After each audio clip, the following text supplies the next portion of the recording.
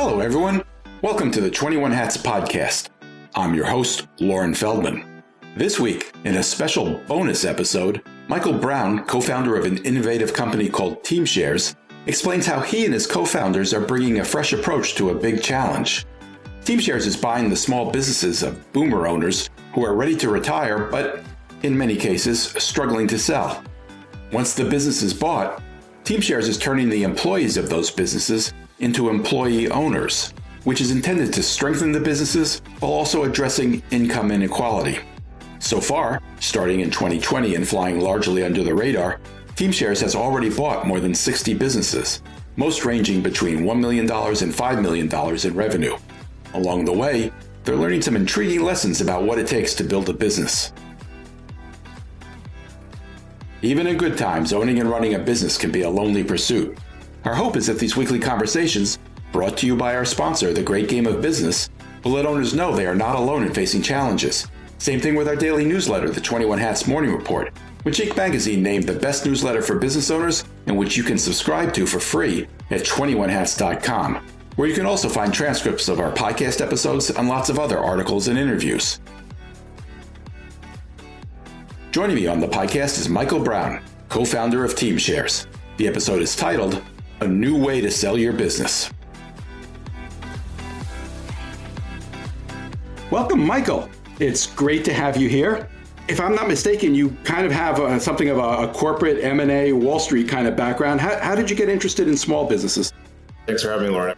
I started out of college. I did about 7 years of investment banking, mostly work in sort of teams that were advising large companies that were either selling a company or helping another company buy a company, right? And so I sort of effectively, took that skill set and, my path to becoming a business owner and entrepreneur originally was to go out and to go buy a single small business, bought an electrical contractor in Western Canada, moved there, left New York for 2 years to go, figure out how to run it. And over time, we ended up buying, about 8 of them in total. That was the sort of start of my career, and then transitioned into entrepreneurship and business ownership from there. How did the business do? Tell me about that. It did pretty well. It depends on what time frame you measured it, because in the first 6 months, all of a sudden the revenue was down because there was sort of a mini recession. But overall, I think the business grew from about sort of on average 5 million of revenue originally when we first bought it, and I sort of stepped in to be the president. And today it does, more like 10 to 12 million of revenue. Just the same as any small business owner. Lots of bad months and bad quarters and mistakes we made. It sort of worked out in the end, but really had to learn by trial and error how to run the business. What was your goal when you bought the business? Where did you think this might lead? Directionally, a little bit similar in a microscopic scale to Teamshares, but without the employee ownership. I hadn't had that insight originally. So originally I thought that we'd probably buy 5 businesses over 10 to 15 years, sort of in no rush. And just, one of them would end up sort of being really, really interesting to help try and work on and grow. And that would be it. And that was what I would spend the rest of my career on. And it took several years to have so the insights along with Alex and Kevin, the other founders, that led to Teamshares. Can you give me a sense of what the biggest surprises were when you actually took over a business and had to run it? Yeah.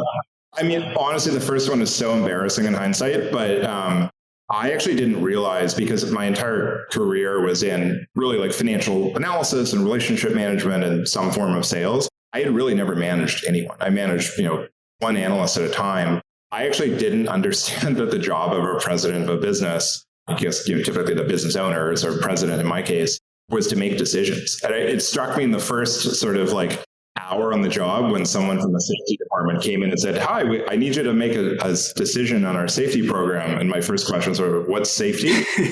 The sort of second thing I'd say is that, I'd heard this phrase from an acquaintance of mine that had done something similar. He also came from finance originally. And he said, "Michael, businesses are not spreadsheets, and you're going to learn this really quickly." Because going into it, I was very, didn't want to screw it up, and I only know new businesses through spreadsheets and presentations. And I think I knew conceptually that was true, but it just took time to really understand how a business actually works and the very human interactions that go into collecting cash and making it work. These are the kinds of things that the founder of a small business that opens the doors learns from the ground up. And I had to sort of plop in and not know how the business worked, and then also learn how a business actually worked financially from the inside. So I'd say those are the sort of two big surprises. At this point, you've got a business where you're trying to address really big issues that affect most, if not all, small businesses, in terms of how a business owner gets out of the business when the time comes and how employees are compensated and do they end up with, a secure retirement or not. Did you anticipate that you would end up trying to address issues like that? Or were you buying a business back then, for the reasons most people buy a business? Very much the latter, Lauren. Again, like I said, it was sort of the original goal was to, buy sort of 5 businesses. Eventually, a couple of years in, Alex, one of the other founders, invested alongside me initially, and then eventually became a partner and jumped in to help run and acquire other companies and transition them. But no, it was intellectually interesting. We thought that it would make for a good living, but it was a massive pay cut to making the sorts of salaries and bonuses we were making before. And I think it was a combination of like we should build something in the end that's meaningful and worthwhile, but it was really for its own sake. And so we were sort of just really trying to learn how small businesses were acquired, how they were transitioned, and how they were run. And then along the way, our largest we didn't know what to do with this insight right away, but our largest customer at the biggest company was a sort of, almost 10 billion annual revenue, fully employee-owned construction business in Western Canada called PCL. And a generation prior, it was bought from the founding family for something like $40 million. So that, needless to say, that sort of piqued our interest and began an intellectual fascination back in sort of around 2015, 2016, but it took many years for us to sort of have the insights that led to Teamshares. Were there light bulb moments where you realized, first what the problems were, and second, that you might be able to come up with an attempt at solving those problems? Yeah, I think there were a couple, and again, they were spaced out over, I want to say about 5 years or so. So I think the first light bulb moment was that we were able to get the acquisitions done quickly and cheaply in 60 days, and while maintaining great relationships with the selling owners, right? I mean, I think to this day, we're still friends with them, right? And so I think we were able to basically remove almost all the cost of acquiring a small business compared to sort of what, sort of a typical search fund or sort of a larger, slightly larger sort of, private equity style acquisition would entail. That was one thing. And I think the second thing was just the observation around employee ownership, and because in Edmonton, Alberta, because PCL was sort of the largest, sort of one of the most respected and largest companies in town, there were other companies that become employee owned. And so just realizing that the power, it made total sense that employee ownership, was good for companies and good for people at the same time. We just sort of didn't really know what to do with it for a while. And then I think the third insight is as we started to realize that we'd like to sort of work in this industry for the rest of our careers, but there probably was something bigger to do. We didn't know what yet. All we knew, we certainly didn't know it involved employee ownership. What we did know is that there was a societal problem. Even though we knew viscerally how hard it is to sell a small business, we just honestly didn't know that the sort of stats around sort of, 70% of small businesses that try to sell end up not selling. That there's sort of 3 million of these things are owned by people in the sort of baby boomer cohort. So I think those were some of the sort of like predecessor sort of light bulb moments. And then I think after, in 2018, we started working together on what would become Teamshares.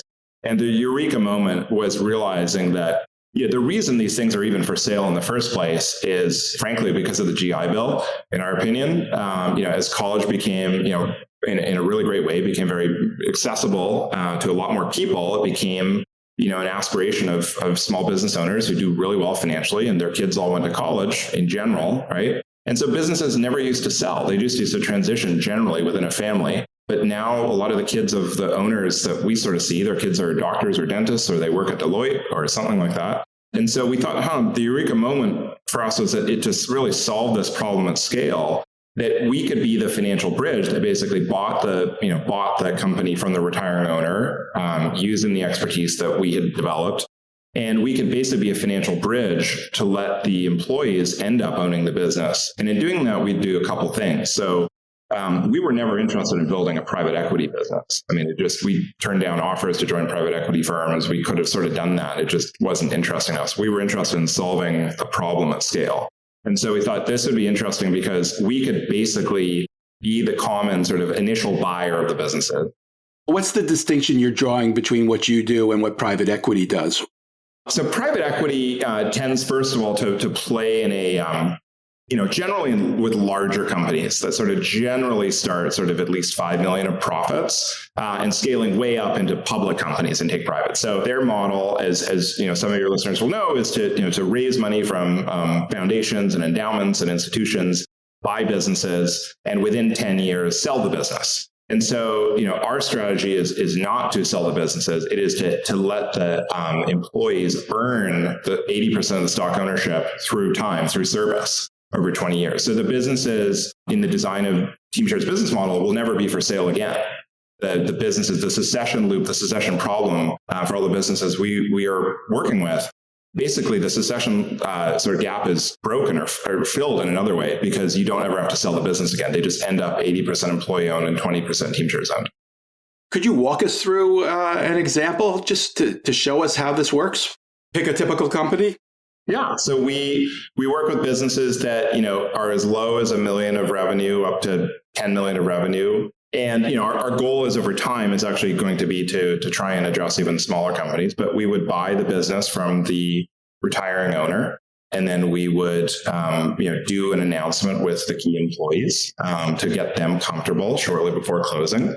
And then, have sort of, internal champions ready before a more general announcement. And then shortly after announcement, we would issue 10% of the stock, basically diluting Teamshares, and issue 10% of the stock to the employees across the board. It's sort of not a key person program. It's for everyone who's there, who's an ongoing permanent employee of the business. And then we would also hire a president and we vet them and we put them through a 1-month training program and then support them thereafter. Because in addition to the financial transaction that needs to happen for the owner to sell their business and get some of their retirement proceeds going, they also need to transition the day-to-day leadership of the business. And so we also recruit the president. So that's the gist of the model. And then we transition over 20 years, starting at sort of 10% employee ownership and end up with 80% employee ownership. And you've done this, I believe, with about 64 companies in 43 different industries. When did you do the first one? The first one, I think, closed in January of 2020. And we did, one a month in the first quarter. And then we all know what happened in March and April of that year. And so we decided that it was in the best interest of the company to stop doing new sort of retirement sale acquisitions and to support the existing companies. And at that time, it was a very small company. It was 3 founders and 2 other colleagues. And so we sort of spent the year supporting those companies get through that very difficult economic environment and start to build software to be ready on the back end to start doing more of these retirement sales. You said your typical range is between 1 million and 5 million, I believe. $1 million in revenue is not a lot of money, and you need to replace the owner with a president who's going to run the business. You need to give equity to employees. You need to invest in the business to grow it, presumably. How does that work? Where does that money come from? Yeah, there are a couple of questions in there. So the way we finance buying the businesses from the retiring owners is sort of very similar to any sort of financing, which is a mix of equity and debt that we provide. And so the owner gets a significant amount of their cash out at close and then, some ongoing payments over time. In terms of the size question within there, so we will go as low as $1 million of revenue and sort of as high as generally 10 million of revenue. And that's just the top line sales. The profits, can be, sort of as low as sort of, $100,000 to $200,000 after paying for a president, which is a real expense to the business. But we have a couple of goals here. So one, we are trying to address as many companies as possible. And so we all know that the tail skews left, that there are many more small businesses than there are large ones. And so to your question around sort of, how do you make the math work and how do you afford a president? Generally, as we go and address smaller companies, a president may start to lead multiple companies. And so that their cost is shared over a couple of different companies, whereas sort of in the, typical today, sort of a median size business might be more like 4 to 5 million of revenue. And, the president's salary sort of fits comfortably in that cost structure. And it typically is less than what the former owner who built the business and, deserve to pay themselves whatever they want. It's sort of, it's less than what that cost was historically. How do you value the businesses you buy and set a price? Yeah, we value the businesses based on the cash flow of the business. So to be a little more specific, basically the operating profit, and also considering sort of what the CapEx, capital investment needs are of the business. And then we propose a multiple based on that number, based on our own sort of calculations of the business's financials. Is that regardless of the industry, or does that get taken into account as well? It's regardless of the industry. It's really about the sort of how steady the financials are and potentially what the growth outlook is. Do you think you typically come in at market value, what a business owner could get if he or she took the time to try to sell it on the market? Well, these businesses are on the market. Of the 81 companies that, including the companies that have not yet closed, I think all but 4 of them were for sale by business brokers. So they are on the market, and that broker is running a process to solicit multiple offers. And, overall, about 50 today, historically, about 50% of our letters of intent are accepted. But if you look at the ones where we are very close to the asking price, it's about an 80% acceptance rate, which I think speaks to the active choice that small business owners are making in choosing employee ownership, their legacy, but paired with transaction certainty. Where we end up having a different view on price isn't because we're doing anything hardball. This is maybe one of the misunderstood things about Teamshares. We actually just have a very different view of what the ongoing cash flow of the business is. That's generally when we get turned down. It's because we are at a lower price because we have a different view of what the cash flow is. Isn't that something that's kind of black and white? It is to us, but I think that it's not. I don't think it's black and white to everyone. I think it's very emotional, and I think that brokers and business owners should. I mean, we're rooting for business owners everywhere. So if someone is going to pay more than what we can offer, even though we're buying things very much within market, that they should go and they're trying to maximize their estate in many cases. And generally, we are very competitive. Sometimes we've actually had situations where people have gone with a higher offer that was only, say, $200,000 higher than ours, but actually the other party didn't have financing lined up. It's cheap and easy to write someone a letter of intent. But Teamshares closes 90% of its letters of intent, which is basically unheard of. And so we've had multiple companies that actually had a busted process where they had a LOI signed and the transaction never got closed, and they came back, to work with us. It's only been, I guess, about 3 years since you bought the first company. What can you tell us about how they've performed after you've bought them? Yeah, they've performed really well. I think of the first 50 companies, on average, the revenue and the operating profit of the businesses have grown versus what we expected. We think that we're heading into recession, and so the numbers will probably pull back a little bit. But so far, so good. Can you share any specific numbers across the board for revenue growth or profitability growth? I'll decline to share specifics, but it is normal, healthy growth. We're not sort of doubling the size of the company in a year typically. There are some businesses that actually start to really double things, over sort of, they're on track to double over sort of 3 or 4 years, but those are outliers. Most small businesses we think are driven by the economic cycle. And so things can be ranging. A typical growth could be, 5 to 10% revenue growth. Do you treat all the businesses the same, or do you look at them and assess the potential for growth if there's greater investment and put more money into some than into others? In general, how the rules are set are the same for all companies. How our share program works and how presidents are hired and all that stuff, that's all the same. We really, most of our companies are doing very well. There's a small handful that, have declined, right, since we bought them, and they're not in trouble. but they need help. And so we do really focus. We've never had a write-off. We've never had a company fail. And we would like to keep that track record going, as long as we can. We do spend time helping companies that need to, sort of return to a normal profitability.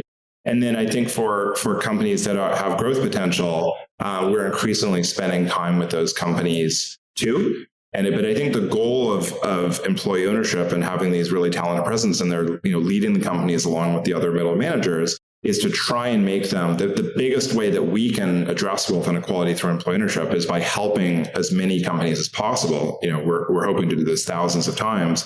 And in order to do that, the companies need to be self-sustaining, both from a financial standpoint and from a leadership standpoint. So we're trying to help the companies really act quite independently on a day-to-day basis. Where are you finding your presidents who take over these businesses? Are they people who have experience doing this kind of thing? Very few of them have experience running a small business. And we have a fairly contrarian view that we actually think that business acumen and empathy and general leadership skills are what are helpful and required. And we nearly in all cases deliberately recruit, vet, and train someone who's actually not from the same industry. Because we just sort of learned the hard way that actually hiring someone from within the industry often creates a lot of conflict with the existing employee owners, because there are things that are done a certain way and someone from a different company will have a very strong view on how the operations should work and can really change things and ruffle feathers. So the people that we do hire, and they're people who are, have worked at Walmart and USAA, people from McKinsey, people from BCG, people from Deloitte. We've started recruiting, out of business schools too. They all have substantial business experience, and some of them also have military experience too. So they have leadership experience and business experience. But by design, we are recruiting generalists and training them to focus on leadership and teaching them the skills of how to run a small business. That's really interesting. There's a pretty strong debate about whether you can teach entrepreneurship or not. A lot of people think you can't, that the only real way to learn how to run a business is by running a business. Many entrepreneurs learn the way you did, trial and error, making mistakes and figuring it out. What have you learned about teaching people to run a business? I think that's exactly right. And I think that's, so I think our whole model is set up for that. And we expect that there is, a real learning period. I think in our view, and I think most of our presidents agree, it takes about 6 months to drop into a business that you've never run before in an industry you've generally never been a part of before. It takes you about 6 months to even have probably a 50% confidence level that how the business works, right? And so we do retain the former owner for a lengthy transition, and we focus on companies. What's lengthy? Lengthy, six months, and sometimes we generally now have the president in there within 2 to 3 months. And that's 6 months of sort of actively being involved in the business. And then, generally these relationships are really good. And, the president will have lunch, sort of once a month with the owner, continue to draw on their expertise. But we're also focused on businesses that have a deep, bench of office managers and a sort of operations director, people that are really, they now have, they're now earning stock in the business and have even more leadership duties, but they are key people in running and transitioning these businesses. So yes, I think the other thing I would say is that I think founding a business and running a business is already at some level of size. Those are two totally different skill sets. And so what we're describing here is not starting a business from scratch. I would agree, having done both of those things, those are very different skills. I don't know whether they can be taught or not, but these people are being dropped into trained to run a company, not to sort of start one from scratch from zero revenue day one. Are you expecting significant growth out of these companies, or are you okay if they continue to perform as they've performed in the recent past? So the whole model does not rely on the companies to grow in any meaningful way. We just expect them to grow sort of the way they have in the past. But that said, what we're seeing in the first sort of 50 companies that been closed and been with us for more than a couple of quarters is that the pattern that's occurred over time in employee ownership is happening again at Teamshares, which is that when you give people a stake in the outcome, when you give people a financial asset, equity in the business, and you sort of re-energize growth. Because one of the things that happens is that the retiring owners, they need to run the business very conservatively before they sell. There's a lot of reasons for that. And so everyone is aligned for growth. They're excited about the new chapter. And so I think what we expect will happen is that this, over a long period of time, that most businesses will grow faster and become more profitable. But we don't need that to happen. We just think that that is part of what the magic of employee ownership is. Do you have a set formula for what percentage earnout you require an owner to accept and over how long a period that takes to get paid out? We don't have a preset formula there. So that's negotiated deal by deal. It's negotiated. Typically, if there's an ongoing payment, it's typically over 5 years. I don't want to provide any tax advice, but generally sort of the installment method allows someone to defer taxes for up to 5 years. So you do anticipate an owner being involved for a significant period of time? No, they don't need to be operationally involved. But what we like to do is to have a really strong ongoing relationship with Teamshares. So we have someone who runs a former owner program and takes people on trips, and they're going through a very big emotional transition to go from something that either they founded or possibly their family founded, and it's been their life, their source of fulfillment. And they made an active choice. We're only working with owners of retirement age. And so, it's time to retire, but it's still hard, right? And so I think we're very focused on making the transition happen quickly so that it allows the organization to move on to the new chapter away from family ownership, which is a wonderful thing, but is different than employee ownership. And then keep the owners as engaged as they wish to be with us afterwards. And we're starting to seed, a real community of former owners that had chosen to make employee ownership their legacy with Teamshares. How do you view the purpose of that community? Is it something you're doing because it's helpful to the owners, or does Teamshares get something out of that as well? I think we each get something out of it.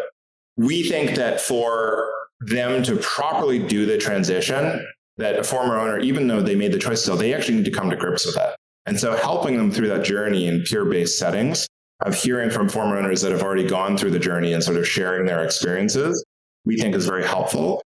And then I think from a Teamshares perspective, I think we always view things as win-wins, is that not only is that the right thing to do, but one of the strongest things we can do with our brand is to have, nearly all of our former owners say that yes, they would sell to Teamshares again to make employee ownership their retirement legacy, and that's just about the case in all cases. And so yes, it's a win-win. It benefits them and it benefits us. One of the reasons a lot of business owners struggle to sell their businesses is because they struggle to get themselves out of the day-to-day. They're too much a part of the business operation. And that can be a financial problem. It can be a problem just in terms of getting the work done, and makes it hard to transfer the business to someone else.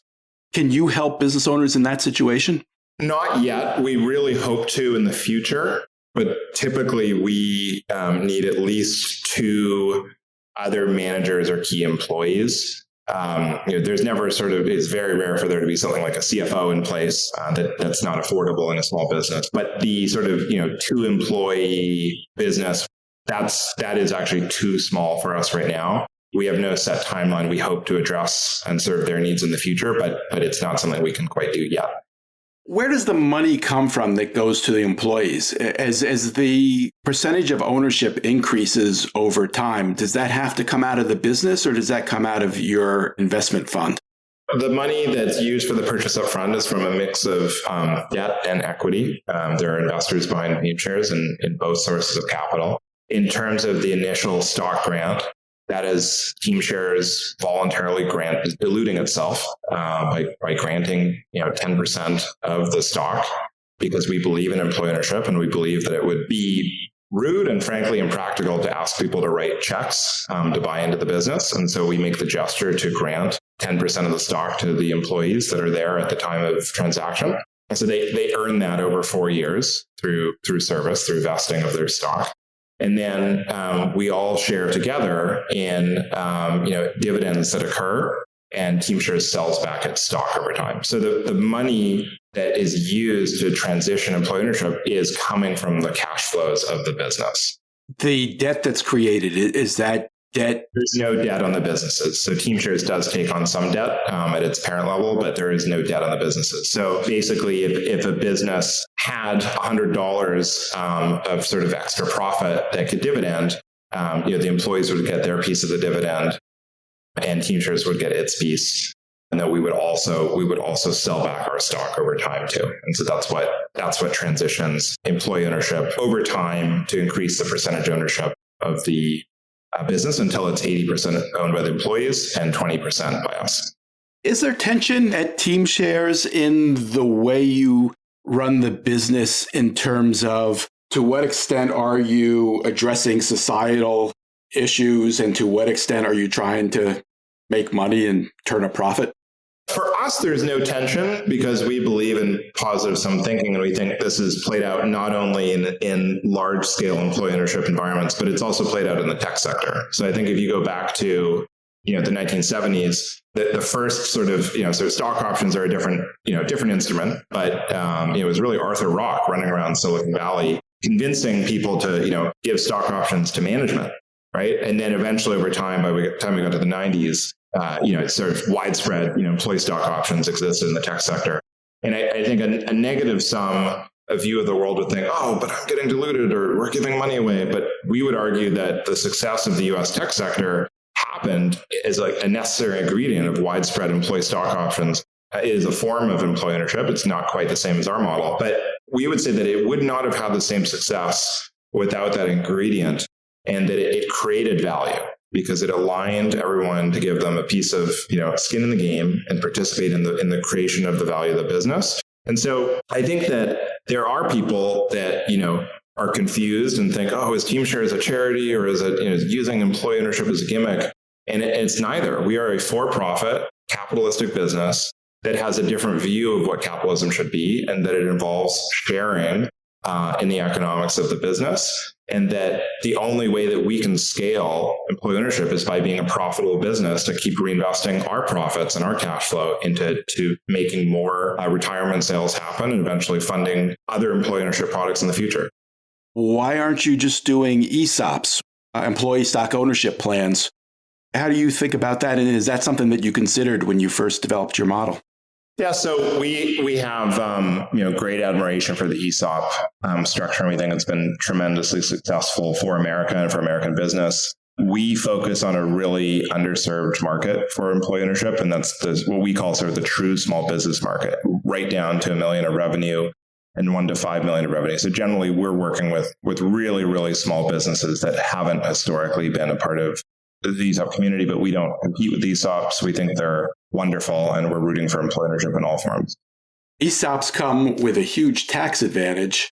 The government decided to try to encourage employee ownership by telling owners essentially that they do not have to pay, the businesses don't have to pay taxes on the money, on the profits that go to employee owners. That's such potentially a valuable tool. Did you try to make use of that? It must have been hard to walk away from that opportunity, I would think. The tax benefits of the ESOP structure are incredible, both for selling owners and for the companies that are employee owned. We don't benefit from them. What is highly differentiated and appropriate for our model is that the size of the company is down as low as that 1 million revenue market. So expanding employee ownership into that true small business size. The other thing is that because we are the buyer for the small business, that there is a sort of traditional counterparty and a common initial buyer that's catalyzing this and serving as a sort of financial bridge to employee ownership. And so what's very helpful about that for all stakeholders, including the brokers that represent the owners, including the sellers, including the employee ownerships and the presidents and ourselves, is that every time you do something, you learn from your mistakes and you make your model better. Just like the reason that airplanes don't crash that much anymore is because they fix their engineering, they fix their safety practices, and planes, at least in North America, rarely crash anymore. And so a very similar sort of learning curve, has been experienced at Teamshares, where we didn't have everything figured out in the first one. And I think that the first company sort of knew that. And we've now done it over 60 times. and they generally go pretty well. So being that common buyer that's catalyzing it is something that's quite different too. Well, I also think it's really worth emphasizing that with an ESOP, you are perhaps changing ownership over time, but it's not a succession plan. You're not providing new leadership to take over, whereas you do accomplish that. Again, ESOPs are great, and I think the big difference is that we really just focus on the small business market, and we help facilitate that financial transaction and that leadership transition by bringing in the generalist president to help lead the rest of the employee owners into a new chapter. How do the companies that you buy do in terms of employee retention? They do very well. We have about 1,600 employee owners that we've issued stock to through our employee ownership stock software. And probably getting close to 300 of those people would be, the sort of key employees, the right hands of the owners that we would speak to before closing.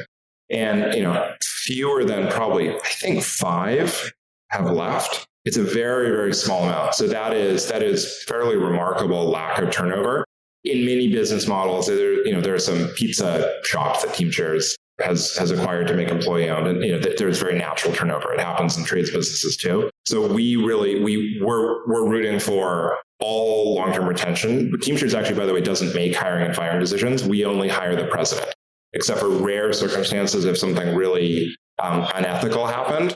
We don't step in to that. We hire and train and hold the president accountable, and then them and the other managers make the hiring and firing and promotion decisions on the ground. I believe I read on your website that all employees are retained and earn stock in the company at the time of the transaction. I assume that doesn't tie the president's hands in terms of firing people who need to be fired going forward. Yes, every employee owner, every employee that is there before the transaction, they all participate in stock and voluntarily choose to accept it.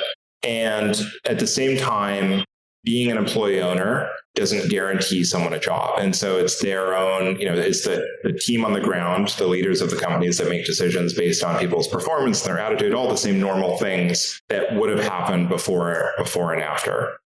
What happens when an employee is fired or leaves? Is there a vesting period? The employee owner leaves the company either on a voluntary basis, just because they've chosen to go and do something else at another company or move town, or if they were let go, the shares that they had earned through a period of time would be bought back from the company, with cash. So they really do directly own common stock in these companies. Where does that cash come from? It comes from the companies. Do you have a batting average in terms of the performance of your presidents? What percentage of your presidents are still in place from day one?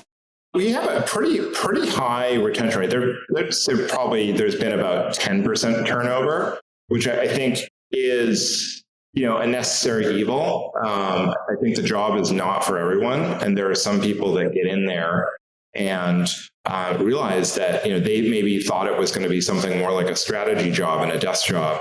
It's a challenging job by definition. You're taking people who have not worked in that industry and putting them in charge of a business with a host of employees. I don't have the exact number of fingertips, but I would think roughly so far we've hired about 60 presidents, and maybe 6 have either been managed out or have decided that it's not for them. Do you feel like you've kind of solved the puzzle of what it takes to run a small business in America? Have you learned things that you would share with us that you think are really crucial to a successful small business operation?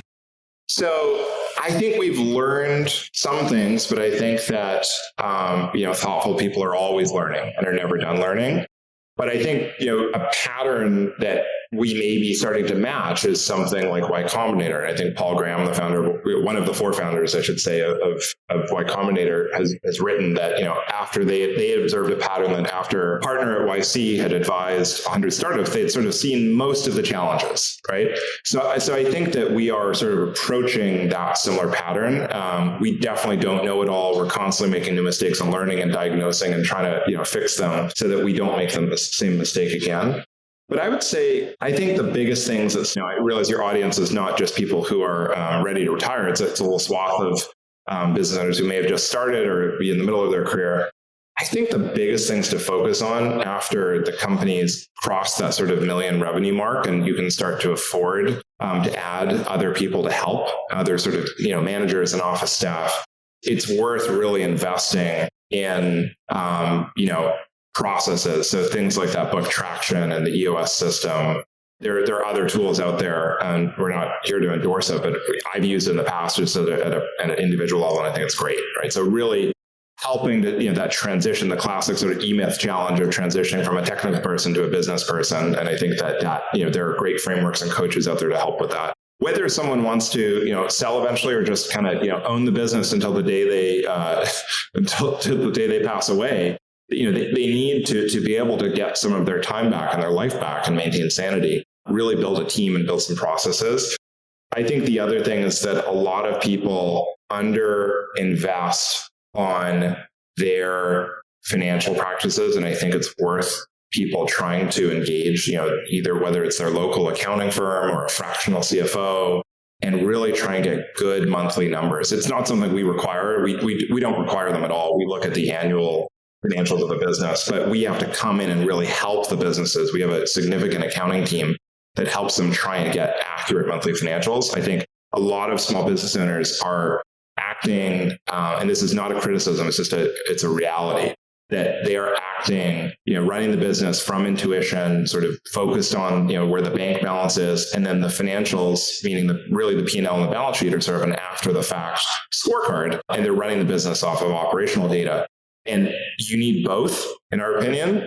But I think really helping, and you don't necessarily need anything that fancy. You just need sort of QuickBooks Online or something like that. And you need someone from the outside looking in. And so people talking to their CPAs and other advisors to try and get help from the outside to make sure their numbers are accurate.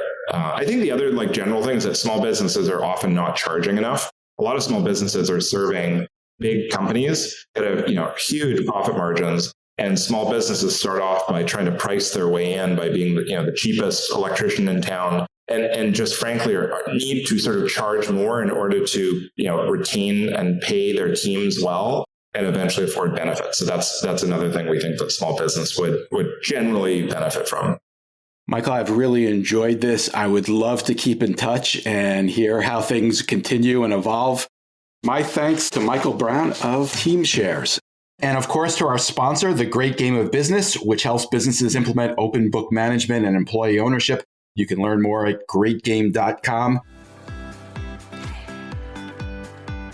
Wait, don't leave yet. If you have a question or a comment that you'd like the 21 Hats owners to address, send it to me by replying to your morning report or by email at lauren@21hats.com. That's LOREN @21hats.com. Do it now before you forget. And don't be afraid to tell Jay what you really think. He can take it. And if you got something out of this conversation, help us reach more business owners. Tell a friend. Subscribe and review us wherever you get your podcasts. Follow us on Twitter. Subscribe to the Morning Report at 21hats.com. This episode was produced by Jess Thuberon, founder of Blank Word Productions. Okay, now you can leave. Thanks for listening, everyone.